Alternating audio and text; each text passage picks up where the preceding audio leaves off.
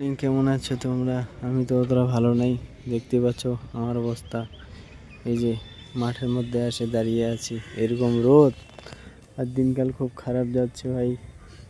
তোমাদেরকে কীভাবে বোঝাবো? দেখতে পাচ্ছ আমার অবস্থা খারাপ খারাপ, পাসিনা পাসিনা হয়ে গেছে, দিনটা খুব খারাপ যাচ্ছে।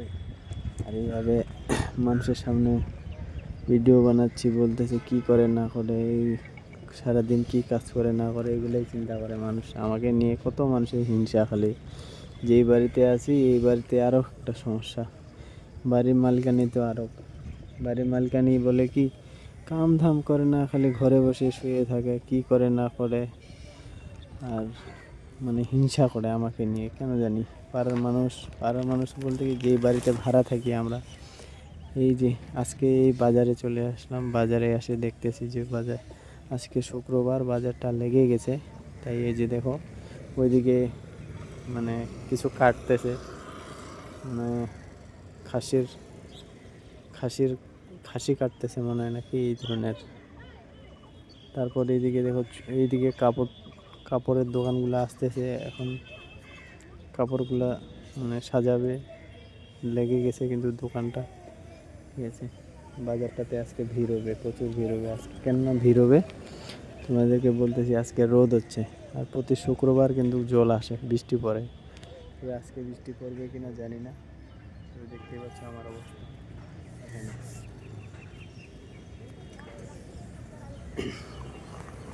তবে এই বাজারে তোমরা আসলে সস্তা জিনিস পাবা। সস্তা কি পাবা তোমাদেরকে বলতেছি, রাত্রে 10টার দিকে আসবা, 10টার দিকে আসলে কিন্তু সস্তা সস্তা সবজি পাবা। মানে 300 টাকা দিয়ে তোমাদের ব্যাগ ভর্তি হয়ে যাবা। মানে এক সপ্তাহের জন্য সবজি ফ্রি, একবারে ফ্রি তো না, এক সপ্তাহের জন্য সবজি কিনতে হবে না। মনে করে যে 10 কিলো আলু 50 টাকায় পেয়ে যাবা। আর মানে যা কিছু সবজি আছে আর কি 20 টাকা কিলো তখন পাবা। আর এই দুপুর টাইমে এই যে সবজির দোকানগুলো এখন আসতেছে না, এখন দাম প্রচুর দাম নেবে। তবে আমি এটাই বলতেছি, মানে তোমাদের একটু বলি যে যখন আসবা এখানে, যদি কেউ থাকে মানে থাকো আর কি, এখানকার যদি কেউ চিনে থাকো, এই বাজারটা, আমাদের বাজারটা হচ্ছে দেবীডাঙ্গা শিলিগুড়ি বাজার। ঠিক আছে, এই বাজারটা এখানেই লাগে যায়। চলো ওইদিকে দেখাবো তোমাদেরকে ভিতরে একটু। এই যে মন্দিরটা দেখতে পাচ্ছ, এই মন্দিরটাতে সব বাজারগুলো লেগে যাবে। কাপড় চোপড় যা আছে, মন্দির তো বর্তমান ক্লিয়ার হয়ে আছে,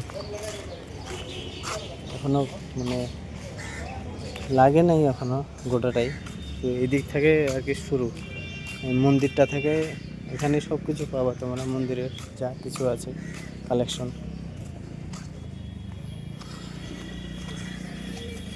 মিন বাজার হচ্ছে এখানে, সব কাপড়ের দোকানগুলো এখানে আসে।